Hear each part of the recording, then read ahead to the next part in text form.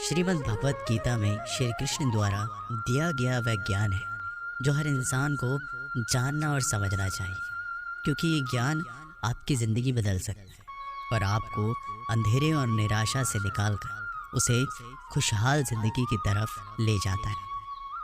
भगवान श्री कृष्ण भगवत गीता में कहते हैं कि मनुष्य का शरीर एक रथ के भांति होता है, जैसे आँख, कान, नाक, जीभ और त्वचा आदि इन इंद्रियों घोड़ों को जो सारथी चलाता है वो सारथी हमारा मन है और उस रथ में बैठा हुआ स्वामी वही हमारी आत्मा है।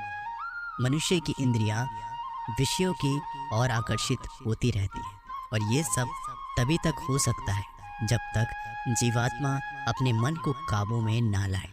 जब तुम स्वयं मन के अधीन ना रहकर अपने मन को अपने अधीन कर लो तो वही मन एक अच्छे सारथी की तरह तुम्हारे शरीर रूपी रथ को सीधे प्रभु के चरणों में ले जाएगा। यदि मन तुम्हारा स्वामी है और तुम उसके अधीन हो तो वो तुम्हें माया के बंधन में जकड़ता रहेगा, और जब तुम अपने मन पर काबू पा लोगे और उसके स्वामी हो जाओ तो वही मन तुम्हें मोक्ष के द्वार तक ले जाएगा।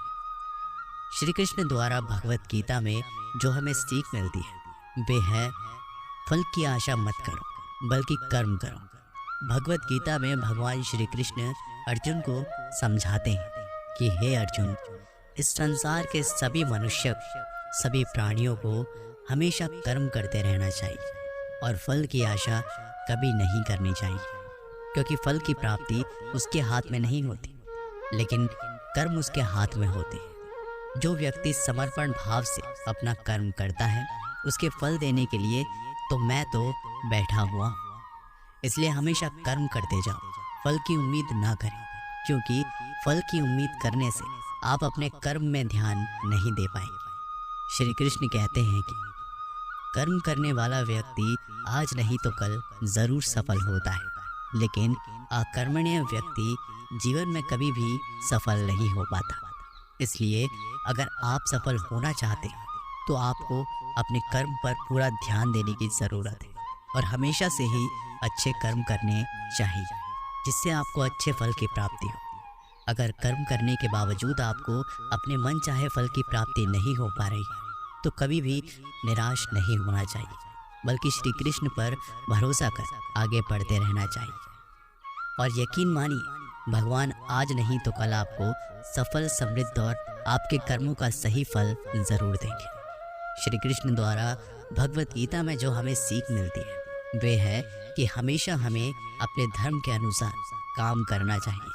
अर्थात यदि कोई बच्चा विद्यार्थी है तो उसे पढ़ने में ही ध्यान देना चाहिए। सैनिकों को अपने देश की रक्षा, राजा को अपने प्रजा की रक्षा और सेवा, माता पिता को अपने संतान को प्रेम, बच्चों को अपने बूढ़े माँ बाप की सेवा तथा शासक को शासन करना चाहिए। श्री कृष्ण ये कहना चाहते हैं कि हर व्यक्ति अपने कर्म यानी अपनी ड्यूटी को सही रूप में करेगा तो वो इस समाज में हमेशा संतुलन बना रहेगा, फिर कभी भी किसी को किसी से परेशानी नहीं होगी। श्री कृष्ण कहते हैं एक उपहार तभी अलसी और पवित्र है जब वह हृदय से किसी सही व्यक्ति को सही समय और सही जगह पर दिया जाए, और जब उपहार देने वाला व्यक्ति दिल में उस उपहार के बदले कुछ पाने की उम्मीद ना रखता हो। हमें इस जीवन में जो भी करना चाहिए सोच समझ कर करना चाहिए और सही समय पर करना चाहिए। हमें समय और दूसरे लोगों का सम्मान देना चाहिए और दिल खोलकर उनकी मदद करनी चाहिए। ऐसा कोई नहीं जिसने भी इस संसार में अच्छा कर्म किया हो और उसका बुरा अंत हुआ हो, चाहे इस दुनिया में या आने वाले काल में। कहा जाता है कर्म ही धर्म है, इसलिए हमें कर्म करते जाना चाहिए, फल अपने आप ही मिलेगा। इस दुनिया में जितने भी लोग सफल हुए हैं सब लोग अपने कर्म के लिए ही हुए हैं। उन्होंने बिना कुछ सोचे समझे लोगों की नकारात्मक बातों को अपने से दूर रखकर अपने कार्यों को पूर्ण किया और आखिरी में उन्हें सफलता प्राप्त हुई। जो भी मनुष्य अपने जीवन आध्यात्मिक ज्ञान के चरणों के लिए दृढ़ संकल्प में स्थिर है वह सामान्य रूप से संकटों के आक्रमण को सहन कर सकते हैं और निश्चित ही रूप से वह व्यक्ति खुशियाँ और मुक्ति पाने का पात्र है। अगर आप अपने लक्ष्य को पाने के लिए दृढ़ संकल्प ले लेते हैं और दिन रात कड़ी मेहनत करते हैं तो आपके रास्ते में जितने भी संकट मुश्किलें आए आप उनको पार कर जाएंगे। जो खुशियाँ बहुत लंबे समय के परिश्रम और सीखने से मिलती है, जो दुख से अंत दिलाता है, जो पहले विष के समान होता है परंतु बाद में अमृत के जैसा होता है, इस तरह की खुशियाँ मन की शांति से जागृत होती है। जब कोई व्यक्ति अपने लक्ष्य पर सफलता प्राप्त कर लेता है तो उसके जीवन के सभी दुख अपने आप खत्म होते जाते हैं। जीवन में नया उमंग और खुशियाँ भर जाती है। भगवान या परमात्मा की शांति उनके साथ होती है, इनके मन और आत्मा में एकता हो, जो इच्छा और क्रोध से मुक्त हो, जो अपने स्वयं के आत्मा को सही मायने में जानते हो। सही मायने में जो मनुष्य क्रोध से मुक्त होता है और जिसके मन में एकजुट होने की इच्छा होती है, वह सच्चा होता है। भगवान हमेशा उसके साथ होते हैं। श्री कृष्ण अपनी ही बातों से कहते हैं, अगर आप शेर के जीवन को देखेंगे तो आप पाएंगे कि शेर के जीवन में बचपन से लेकर मरते दम तक संघर्ष ही संघर्ष भरा रहता है। जब शेर का बच्चा जन्म लेता है तब उसके बड़े होने की गुंजाइश काफ़ी कम रहती है और जब बड़ा होता है तो उसे कई बाधाओं, मौसम, मुसीबतों और अपने दुश्मनों का सामना करके राजा बनना पड़ता है और अंत में बुढ़ापे में उसकी मौत अत्यंत दुखदाई सी होती है। शेर का जीवन हमें ये बताता है कि आप भले राजा ही क्यों ना हो, लेकिन आपके जीवन में संघर्ष तो करना ही पड़ेगा।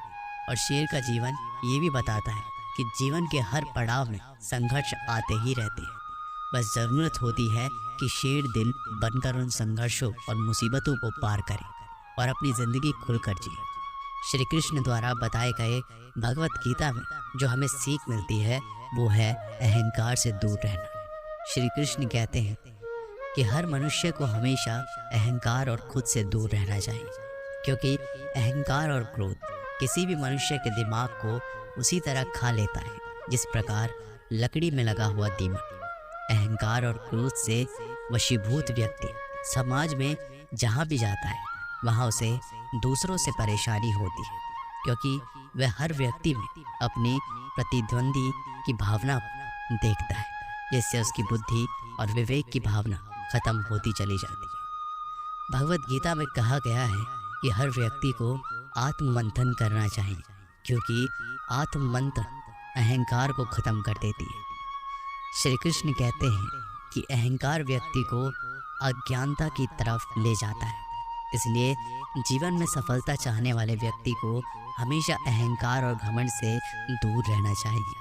श्री कृष्ण कहते हैं कि मनुष्य के विचार ही मनुष्य का निर्माण करते हैं। भगवान श्री कृष्ण कहते हैं कि मनुष्य के निर्माण उसके विचारों से ही होता है और मनुष्य जैसा सोचता है वैसा ही बन जाता है।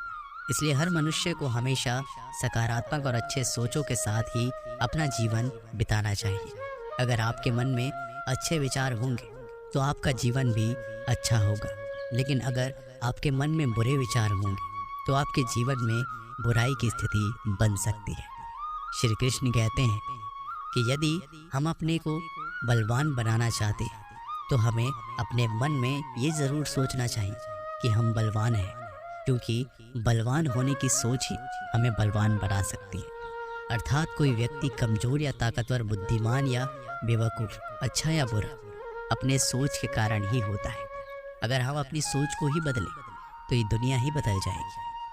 श्री कृष्ण कहते हैं भगवत गीता में मन को बहुत ही ज़्यादा महत्व दिया गया है, इसलिए भगवान श्री कृष्ण द्वारा हर मनुष्य को अपने मन को नियंत्रित रखने की बात कही गई है। दोस्तों, मन ही हमारे सारे दुखों और सुखों का कारक है, इसलिए हम अपने मन को नियंत्रण में रखकर अपने सुख और दुख पर विजय प्राप्त कर सकते हैं। भगवान श्री कृष्ण कहते हैं कि अगर कोई व्यक्ति अपने मन को नियंत्रण में कर लेता है तो वह उन सभी बुराइयों पर नियंत्रण पा लेता है जो उसे जीवन में आगे बढ़ने से रोकती है या दुख देती है।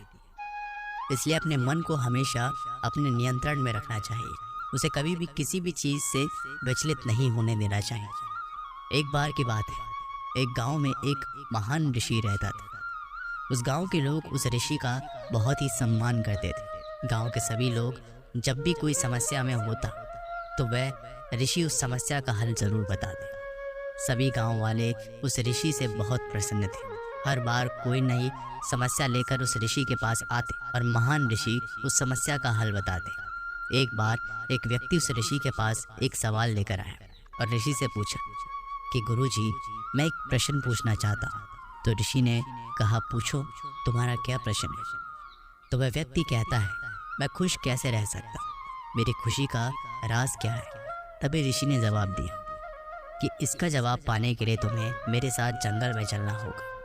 कुछ समय बाद वह व्यक्ति खुशी का राज जानने के लिए ऋषि के साथ जंगल में जाने के लिए निकल जाता है और दोनों जंगल में जाते हैं। तभी रास्ते में एक बड़ा पत्थर आता है और ऋषि उस पत्थर को अपने साथ लेने के लिए उस व्यक्ति को कहता है। वह व्यक्ति ऋषि के आदेश को मानते हुए उस पत्थर को अपने हाथों में उठा लेता है। कुछ समय बाद उस व्यक्ति को उस पत्थर से हल्का दर्द होने लग जाता है। वह व्यक्ति उस दर्द को सहन कर लेता है और चलता रहता है।